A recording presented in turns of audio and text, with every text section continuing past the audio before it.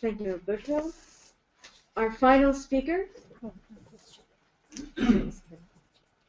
is Sevinc Elaman Garner, and her presentation is entitled Gender, Ethnicity, and the Denationalization of Citizenship in Turkey, Shifting Representations of Minority Women in Post-1980s Cinema.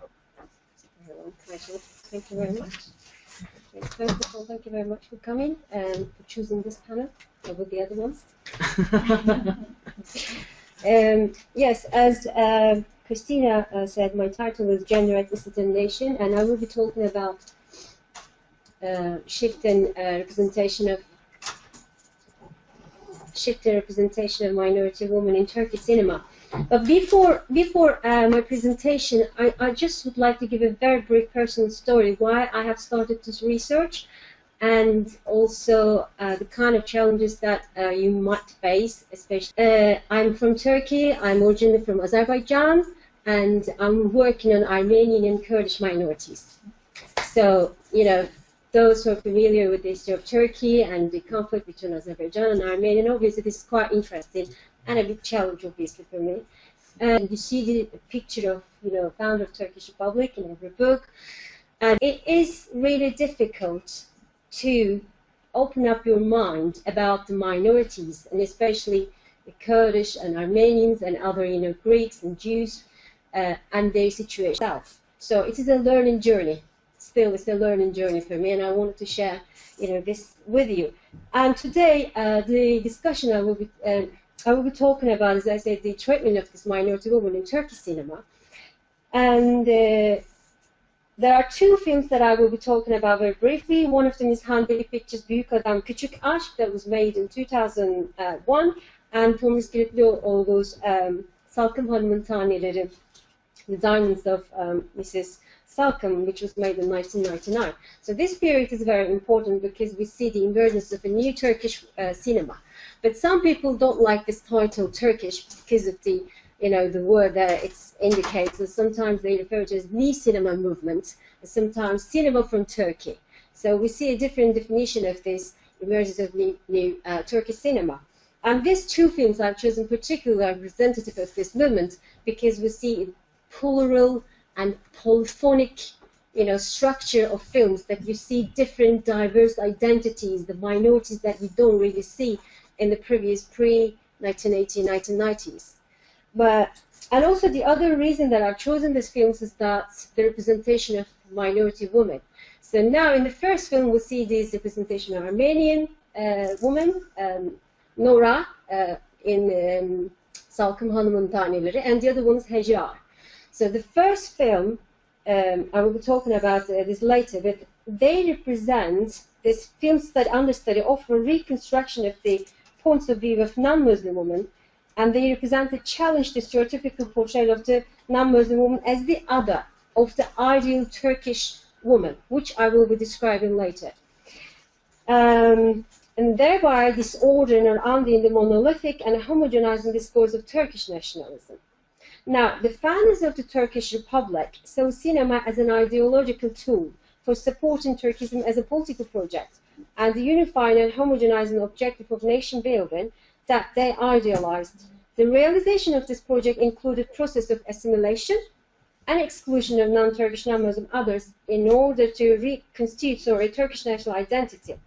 So as a result, Turkish citizenship came to be formulated as membership to a national state defined on the basis of one nation, one religion, and one language, namely Turkish Sunni sect of Islam. Again, if you're from a Shia sect like me, then you're still considered as a minority. And also, ethnically, you need to be from Turkish background.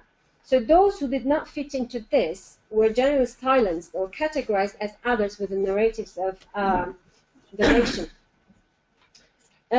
Women's debate, when we look at this period, what was happening regarding the women's situation is that it took another turn during the nation-building process. So the consolidation of a one-nation Turkish Republic in place of the multi-ethnic and multi-religious Ottoman Empire took place in opposition to a number of others. an integral part of the construction of modern Turkish citizenship was a discourse of ideal Turkish womanhood. So that was constructed in opposition to the fallen, frivolous, and sexualized non-Muslim, non-Turkish woman, and associated with the concept of a, I'm sure you heard it very often, modern but modest womanhood. So what does it mean? What do we understand from that? Basically, in both public literature, popular culture discourse, this image of new womanhood suggested that you should have respect for the community over the individual, patriotism and faith in education, but this education is not specifically for you, but in order to be able to educate and raise the nationalist generation and for the betterment of society. And obviously you need to be a good wife and good mother. So for that we understand that you need to be nationalist, you need to be able to educate a child to teach them how to be nationalist Turkish, and the most importantly probably that you need to be asexual, which means basically that you need to suppress your femininity, anything that is related to or associated with sexuality in public.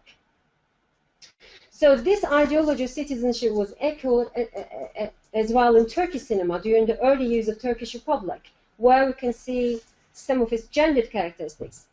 And the portrayals of non-Muslim women or non-Turkish women that appeared in the cinema of the early 20th century generally served as one-dimensional and negative others who were set against this ideal womanhood. So the othering of minority women was an important element, obviously, in Turkish cinema. Therefore, minority women's representation in these films was often as a form of femme fatale with loose morals.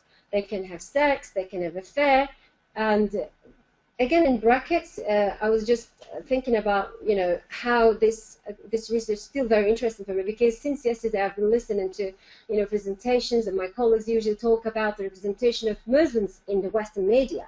And that is more or less in a similar way how non-Muslims are actually represented in a Muslim context, in a Muslim media.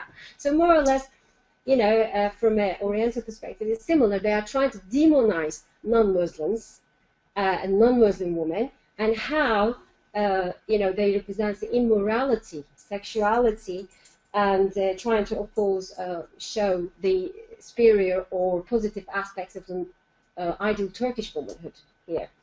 For example, there are a couple of films made in that film. Ahmet Bey'in's Mürebbiye, that was again during that time, 1919, and it's actually the governess.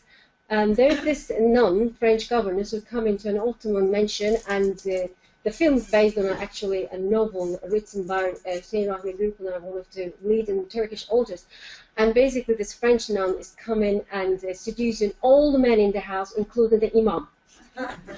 So, you know, that's a very exaggerated kind of image of non-Muslim women. In other words, you know, it doesn't matter who you are, they always are open to this kind of, you know, activities. Another film, İstanbul'da Bir Faciai Aşk, a love tragedy in Istanbul, produced during this time. It's just, again, similar story, you know, a non-Muslim woman coming to Istanbul and having an affair with men and using them for her own benefits. We see this kind of images very often in this kind of, you know, in the films produced during that time period. Again, when we look at the Kurdish woman, not very different.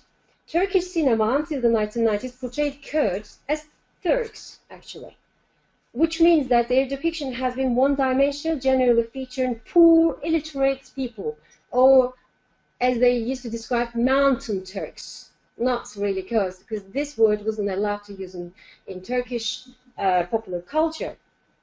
And the Kurdish language, it was almost impossible to hear it until the 1970s with the Yılmaz Güney, one of the leading Kurdish directors, probably you heard. Then there's a turning point in Turkish cinema.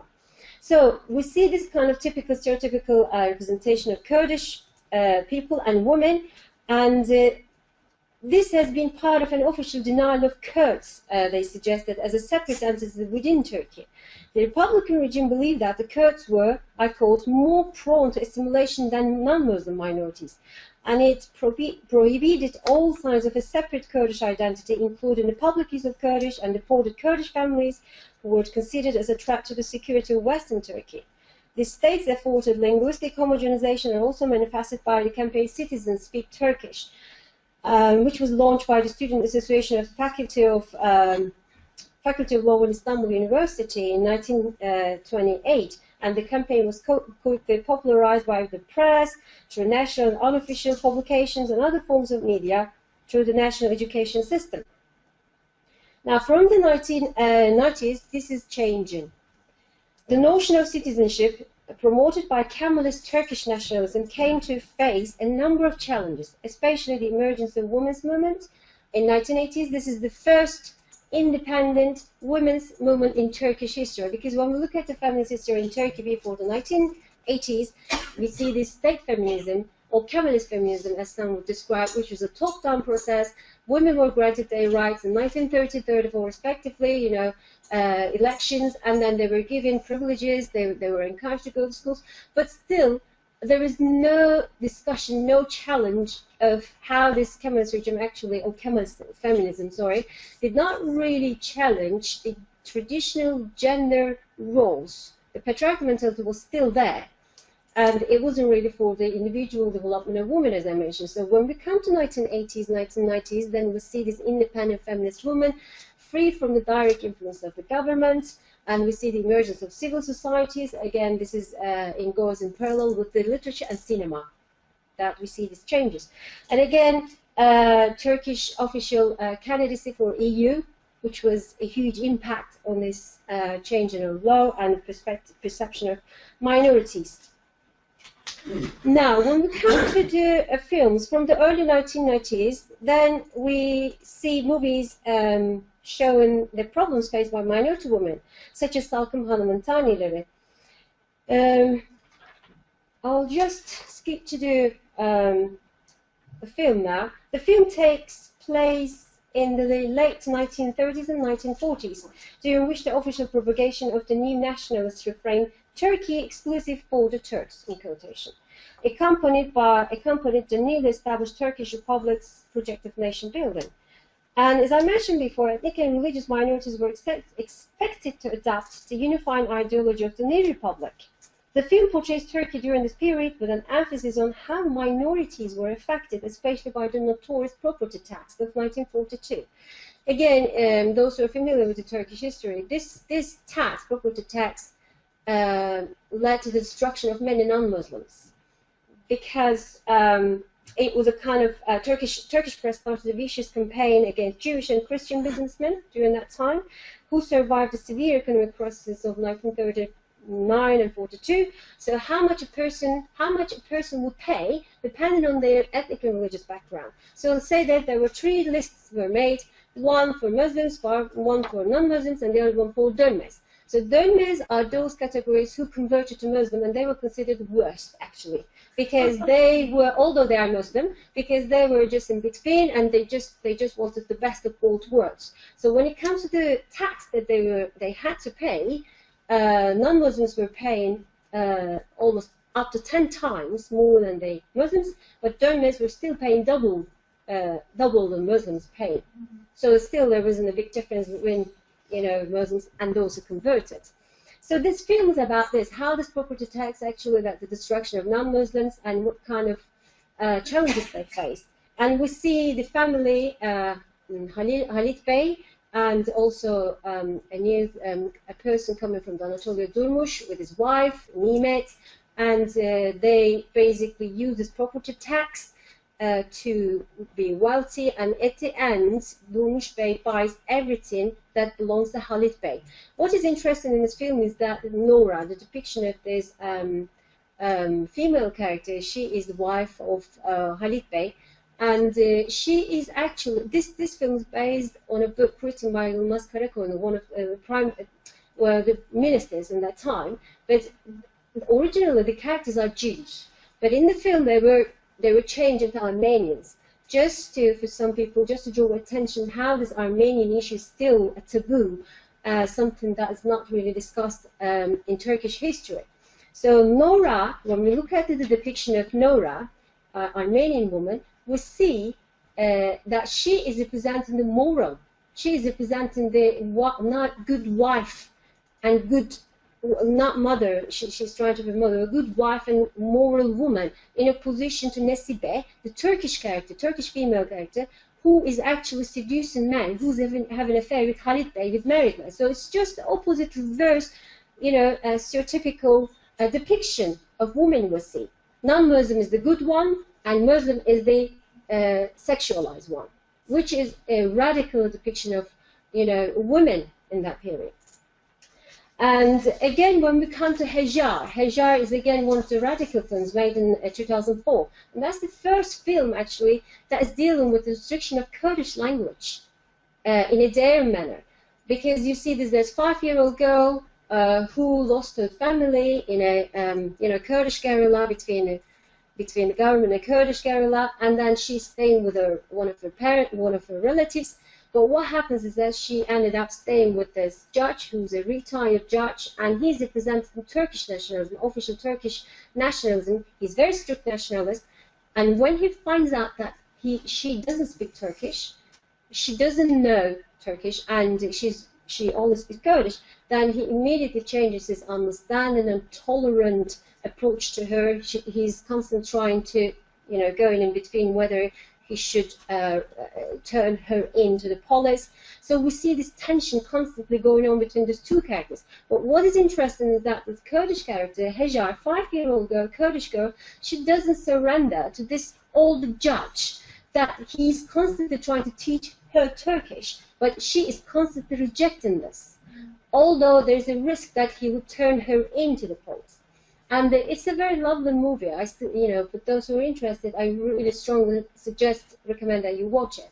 And in the end, what happens, it's very interesting actually. This retired judge who is constantly reading Cumhuriyet Gazetesi, which is a representative's official discourse, and watching news showing how our soldiers are great, you know, our soldiers are long live our soldiers, constantly watching this kind of news and reading. In the end, he is understanding, he's accepting the existence of this Kurdish identity, because they get used to each other. Of course, I can't give you all the details. And when she finds out, when actually there's another relative that she wants to go back, Edo, when he comes to pick her up, there's a very emotional, you know, atmosphere going on between this old retired judge and the little girl. So they are becoming like a father and daughter. And in the end, he actually wants to adopt her, although, again, she doesn't speak Kurdish, but he is trying to speak Kurdish to her, which is radical for this people, for this kind of nationalist people. He is trying to learn some Kurdish word, like Negri, don't go, please stay with me, although before he was strongly opposing this. So all this, when we look at this depiction of, you know, radical stereotypes and depictions, we see how there's a change in Turkish cinema. There are some women filmmakers as well who are trying to reverse this man gaze, trying to, you know, raise the concerns of water women and minorities, but obviously they're always facing the challenges, especially in terms of receiving funding from the government, from Ministry of Culture. Having said that in brackets, this film, for example, Hejar, was funded actually by Ministry of Culture, but it was later, because of the complaint coming from the police, because they suggested that it was shown in a very derogatory manner, that police was shown very brutal, they banned the film. Just after 1 year it was produced, and, you know, then the director, Handan İpekçi, was arrested. But later, of course, they dropped the charge because they couldn't find any evidence, and again, you know, it was on the screen. But not so many people in Turkey know about this kind of films, because they are not really promoted, let me say. So as a result, if I go to my conclusion, so yes, analyzing this kind of films, Hanim'in Taneleri or Hejar, so I try to suggest that analyzing films such as this helps us develop insights into the shifting and contested discourse of Turkish national and cultural integrity, and how it is related to perception of minority women in Turkey. And they allow us to develop our own understanding of the roles of minority women as integral components of nationalist ideologies, and they tend to foster a new national cultural identity after the 1990s. Thank you very much for your attention.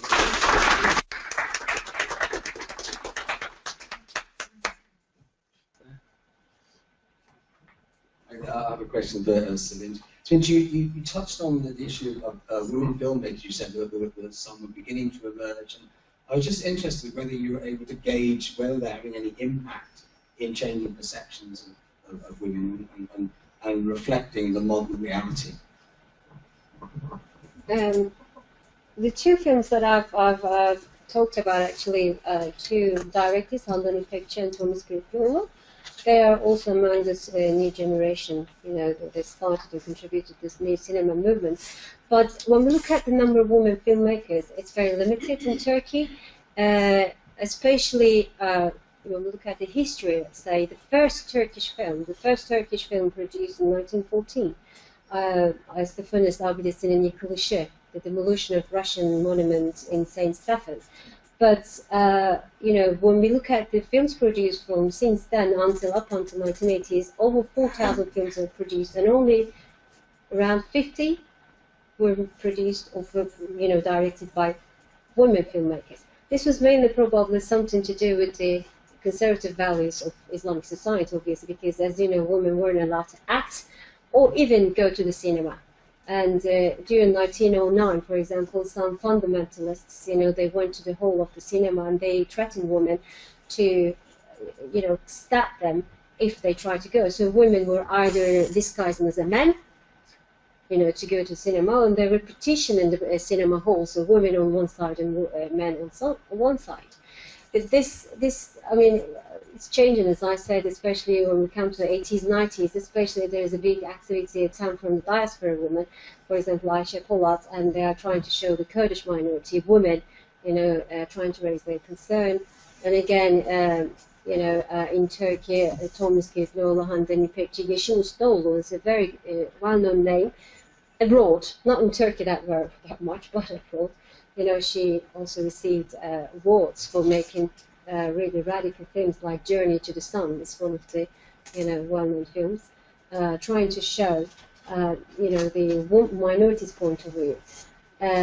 But if we ask whether they changed completely, they all created a new genre. Well, according to scholars like, Garner, for instance, a well-known name, the answer is no. We still have a long way to go.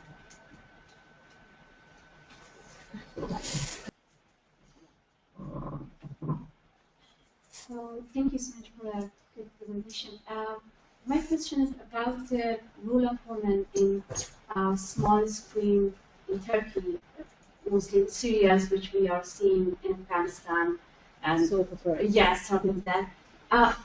It's showing still a very traditional and weak role of women in Turkey. And when we are going to the social media and to blogs which Turkish women are writing, it's much more stronger. If somebody remember the campaign, Smile campaign, thousands of women in Turkey, they react on the comment of Erdogan about to not smile in the society, or the having campaign. But again, when we are seeing the serials or the movies in the small screen, the women are isolated in the houses. They are good wives, they are good lovers, or they are good sisters, and still men are in the central of attention in the small screen. What do you think?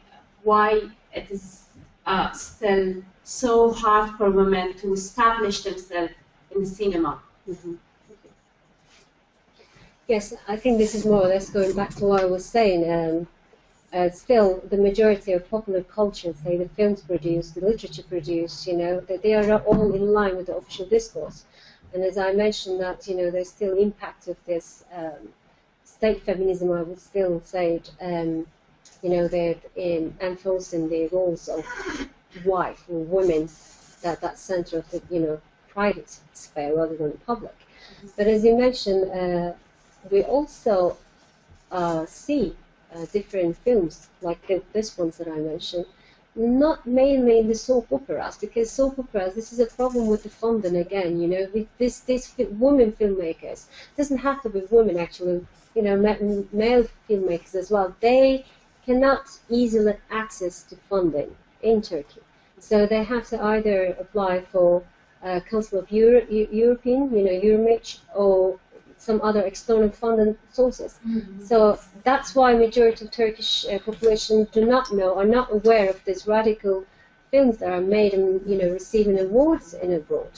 And again, I mentioned this denationalization process in Turkey that is started during the 1990s. So this is changing the understanding of citizenship now, which is having an impact on these films. So in other words, this citizenship is not only having a passport or being a member of community or nation, it's also having the rights to be different. It's having the rights to be different from the majority of nation. And people, there is also in the soap operas, I would say, like Ottoman Empire. I don't know if you're following this. There was this very popular Turkish soap opera, Muhteşem Yüzyıl. Magnificent Century. Yeah, Magnificent Century. That's right. So there is also a kind of tendency to encourage people to remember the past identities, the identities that they were suppressed in the past, that multicultural, multi-ethnic Ottoman history. This is also defined as Ottoman nostalgia.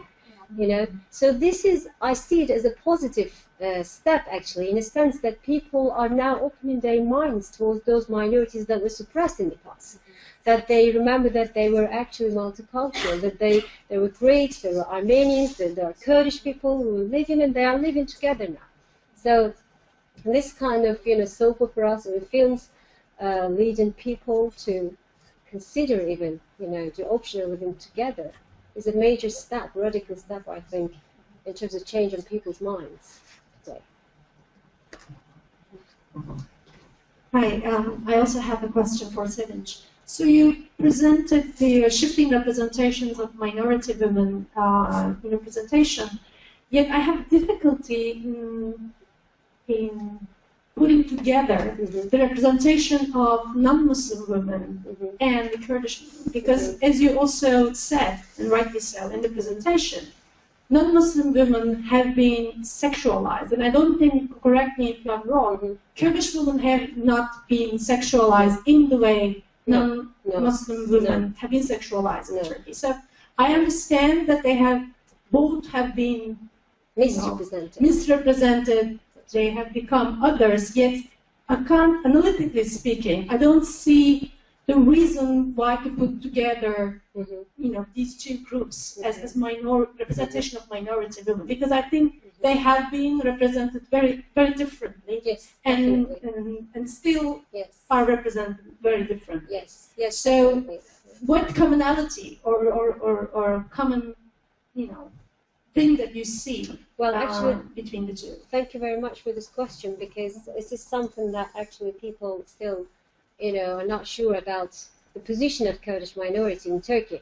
One of the main things I would say is that now when we look at the Turkish situation regarding its position to minorities, I would say that Turkey is still stuck with this Lausanne Treaty, which was signed in 1923. And rather than following this international laws and developments on minorities, they are still looking at this situation from this limited point of view, which was a treaty signed between the Turkish Republic and the Allied forces in World War I. So according to this treaty, those who are not Muslim are considered minorities in Turkey. And they were given some privileges, some rights, to practice their religion, to be able to speak their language. Whereas when it comes to the Kurdish minorities, or non-Turkish, let's say non-Turkish, because they are not only Kurdish. I am one of those minorities, I would say, because I'm Azerbaijani and I belong to the Shia of Islam. And as I mentioned, that because coming from this family influence, I see my grandparents worshipping in a different way, different from the majority of Turkish people who are also Muslim. So I was always questioning this myself, why? But Kurdish or non-Turkish people are not considered minorities, because the idea is that if they are given privileges like the ones non-Muslims, then this would lead to the disintegration of the state. And that means, these multicultural identities, diverse identities in Turkey should be undermined in order to create a homogenic, or in Benedict Anderson's, famous concept, imagined community. So they want to keep it in that way. What I was trying to do is that actually, no, they are also minorities. In a way that, when we look at the cinematic, for example, that's my focus, how they are presented in Turkish cinema. The commonality is that they are misrepresented. Because as Bahar mentioned, Turkish women, they are often presented in soap operas as, in a traditional role, which is not true. As you can see that there are so many professions, so many active women in Turkey, they are challenging all this hegemonic understanding, even the Turkish identity now. This is similar in a way for Kurdish women, because we see the Kurdish feminist movement, Kurdish feminist activity, which is active since 1980s, 90s. And these Kurdish women are trying to raise their voices, saying that we are not what you're seeing on those films. We are not like the poor illiterate women who are always, obedient to her husband and not know anything. So these women are also trying to show a different perspective. In the films, for example, the film I mentioned, Hejar and Hanim'in, just trying to show something from their own perspective, something that has not been done before 1980s, something that has not been really, dared to show from their own perspective. So this little girl I mentioned, even Sakina, I didn't have time to talk about it. There's an assimilated Kurd working as a housemaid in the house, and she speaks Turkish. But when she tries to speak Kurdish to a little girl, the judge is always telling her off, saying that, don't you dare speak in Kurdish in my house. So these women are secretly challenging his authority in the house. And some people even, interpret the ending of the film saying that when the little girl is going, there's a good attachment between them, there's a kind of sense that she will come back to him, to visit him again. And some critics suggest that this is the kind of indication to say that maybe there will be a blossoming relationship between Kurdish community and Turkish community, because they are both representing different sides there. And there might be a possibility. So these are kind of radical representation of Kurdish women as well as non-Muslim women. Not in the same direction, but in the sense that misrepresented people. Yeah, so just a tiny,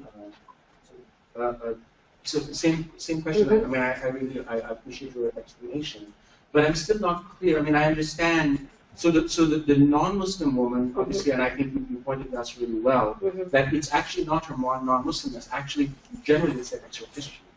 So it's like that's why it's like she's very much like the Western woman who comes in and is sexually dangerous to society. But what is it about the Kurdish woman in which her femaleness is significant rather than her Kurdishness, in the sense that isn't this largely from what I'm gathering, and like some of the other films you have not mentioned, which I'm sure illustrate this, but isn't it at some level the issue that it's that Kurds are essentially backward Turks? They both got the mountain Turkish name, that they're backward Turks. Not only that, but at the end of the day, they are Muslim.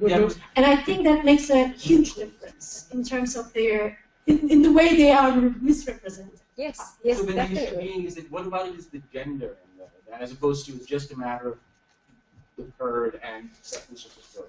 Well, I try to touch that upon, like when we look at this feminist movements, let's say, the 1990s women, we see the third wave of feminism emerging in Turkey, and this has been inspired mainly by Kurdish feminist movements, and they are organized by Kurdish females, not males. So the impact of the Kurdish feminist movement is also influencing the films that are produced. Because if they were happy with the way they presented in the films, there was no point of trying to raise their voices. But it is a fact that, in terms of gender, obviously, it's not a threat to the society, because not all of them, majority of them are Muslim. But what they are trying to say is that we are not also, poor illiterate maids all the time. Or, we have an identity. Like this in this film, the judge does not even refer to this little girl with her name, because she's Kurdish. Her name is Hejar. It's only in the end, when there's this, attachment developed, that he says, what's your name? And where she's kind of about to leave. And where she says Hejar, he says, oh, what a beautiful name you have. And they've spent all this time together in the house, he never asked the name. So they see, females as well as males as a threat to the society. Now, males are represented as the barbaric mountain Turks. Females are represented as the illiterate maids. But there's an attempt to change this. We don't have to see it in a way that they are a threat to the morality of society. They are also seen threat to the integration of the state, and they want to suppress their language, their identity, their feminism. And there is a clash between Kurdish feminists and Turkish feminists as well, because Kurdish feminists suggesting that, no, you don't represent our concerns because we are double marginalized.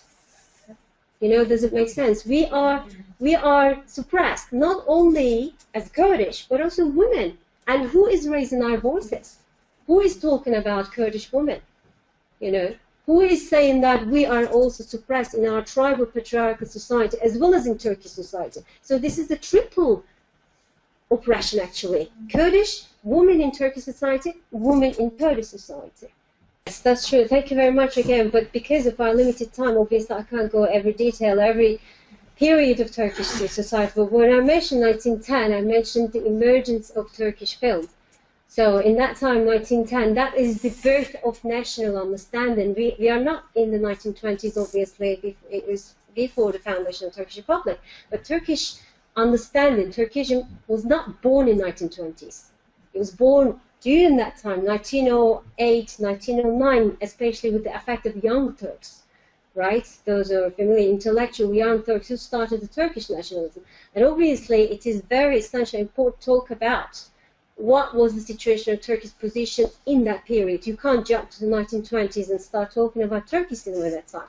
So the reason I mention is that the first one was made in 1914, and since then so many films were made, and because my main focus is obviously 1980s and 1990s, so I'm trying to focus what kind of changes were made. But you're right, and thank you very much for pointing it out, that of course there were so many developments before that. Let's say when we come to 1960s or 1950s, there's a different development like Muhsin Ertuğrul. He was the sole name in the Turkish, cinema, and he kind of monopolized. When we come to 1970s, there's this Yeşilçam, which, as you said, that show women in a very sexualized way. But what is important here to look at is that what happened to the representation of women. They are all more or less the same. When we look at the scholars who are talking about Turkish cinema, whether there was a change in 1910s, 1920s, 1950s, 1970s, it was a fact that, like one of the books I can suggest very strongly, Cagdas Turk Cinema, it is a milestone in this area. What happened to women's depiction after 1980s? So this is the, this is the turning point, let's say, in terms of representing the women. And again, the reasons I mentioned, the EU, women's independent movements, the emergence of civil societies, and the impact of the different minority organizations, then we see slightly kind of encouragement that people started to talk about and show different depictions of women. So because of the limited time, obviously, I couldn't go into detail of every period's Turkish cinema, but I'm happy to talk about when we have more time and give you more detailed information about that. Thank you. I have a question for you, and it's mostly directed towards contemporary soap operas aired abroad. Because my mom loves... Don't ask me about Aşk-ı Memnu. No. I don't know the title. Because I didn't really watch that properly. I don't know what that means because I don't speak Turkish. Oh, no. No, okay. My mom loves Turkish soap operas, and she watches them in Italy and she watches them in Egypt. So I was asking, what I wanted to ask you was, what about the minorities in contemporary soap operas? Especially when these soap operas are aired abroad. What I mean is, in Egypt, for example, we have Hanim'in Sultan, which is like the concubine of the Sultan, and strictly represents the typical power relations between the Sultan and the women around the Sultan. Hürrem Sultan. Are you talking about Hürrem, Magnificent? Magnificent? Right, yes. The same guy. I think that's the series. And I think it just portrays the historical side of Turkey and not the actual, the actual situation. But when we were in Italy, my mom was watching this new soap opera called Happiness, and you see this kind of like Disney teenager dream kind of TV series. And I think that what's happening is that the soap operas aired abroad in the West, in the European Union, are mainly to reshape the political and geopolitical identity of Turkey because they're half Arab and half European. Yeah. So they really, so the people around Turkey don't really know where they're standing. And the difference of soap operas aired in, for example, Egypt, which is a North African country, and Italy, which is a European country, is immense. And I don't think, I think the whole issues, the whole issue of minorities and women and patriarchy is kind of fading because of political issues. What do you think? Well, it's very similar, actually. Thank you again for your question to what Bahar asked again, the roles of women in the soap operas. One soap opera that I didn't mention just came to my mind. Well, actually, there are some soap operas who are showing these women in radical roles as well. And as you mentioned, I watched this documentary actually very recently on BBC. It was about the impact of Turkish soap operas on the Arab world. It's quite interesting, that documentary, because it shows that actually not just they were showing in traditional roles, but also like Fatma Gül'ün suçu ne? You know, what is the fault of Fatma Gül? So this girl was raped by, you know, 3 or 4 men, and then the soap opera is based on her struggle against this man. How can she fight against, you know, against these people who are powerful or suppressing her? And in the end, she wins the court. So this documentary, you watched that as well? Yes. So this documentary shows actually that so many women in the Arab world were influenced by Turkish soap operas, and they come out and they say that, well, because of the influence of the soap operas, Turkish women, now I am going to divorce my husband. You know, so we can see there are different changes of roles, not only in traditional roles, but also challenging this identities as well. But just one thing I can, you mentioned something very interesting. You said that we are not sure where it stands. It's a bit confusing. Well, Turkish identity is complex in itself anyway. Turkish people cannot define themselves properly anyway. Some of them say we are Western, some of them say we are Eastern, some of them say we are Mediterranean. There's always this paradoxical, you know, understanding of Turkish identity. It's still not clear for them. They are stuck between the Western and Eastern worlds, isn't it? That's one of the position of Turkey in the world. That's the bridge between. So it's very normal to see the impact of this confusion of identity in the films and soap operas as well. Some of them present them in a very radical roles, some of them in a very traditional roles. So how you receive as an audience, it depends on your personal experience, isn't it? Thank you very much for that question. This is for Sadie. I'm sorry I missed your presentation first. But can you hold off that question until after the presentation is over, after the panel is over coffee? Thank you. Do you want to get in with your question? I had a question for you. It is like in Iran, films that there isn't much about sort of minorities, unfortunately. There have been some films about it.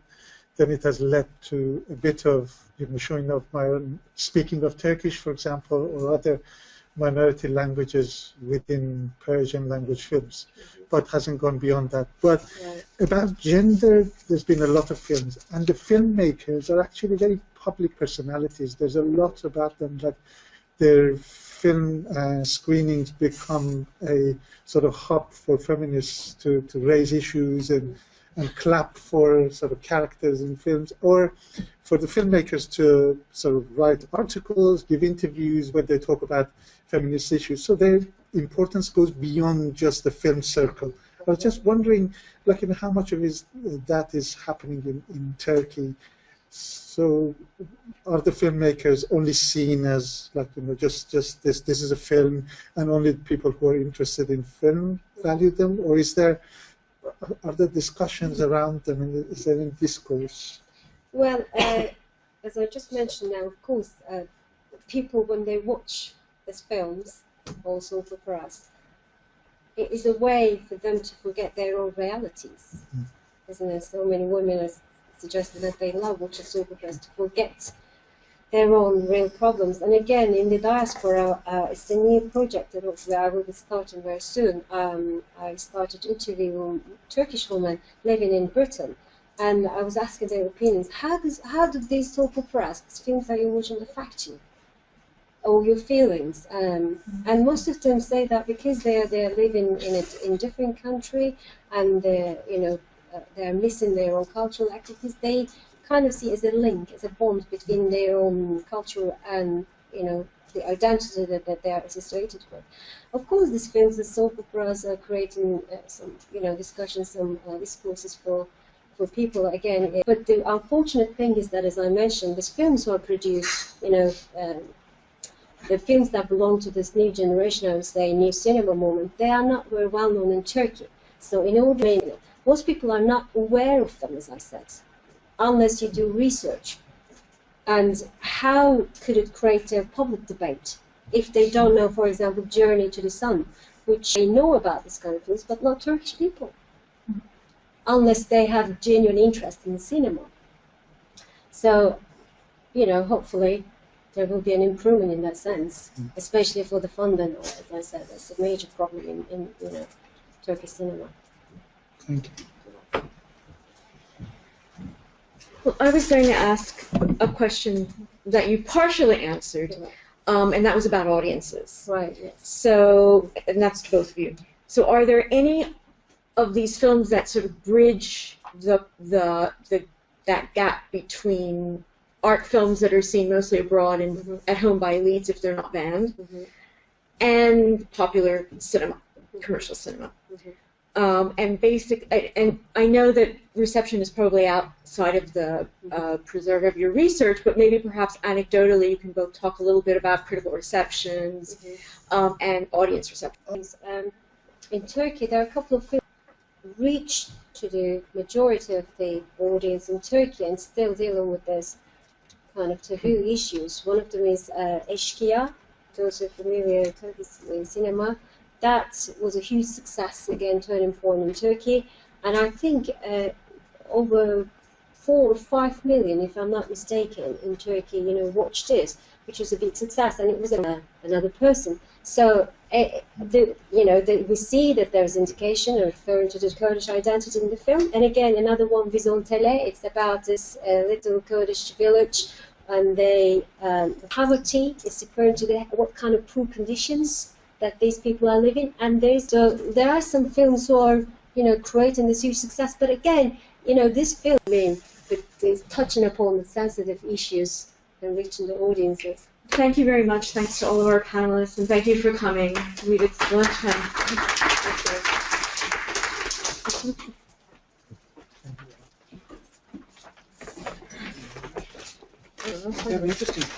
I have a question for you. Is there a way to purchase films with Iranian content? Yes. You can walk into a shop and buy them. Yes, but you get the censored version. Yes, You yeah. didn't get Yes. So you would get a censored version of it. Radical, very good. Yes.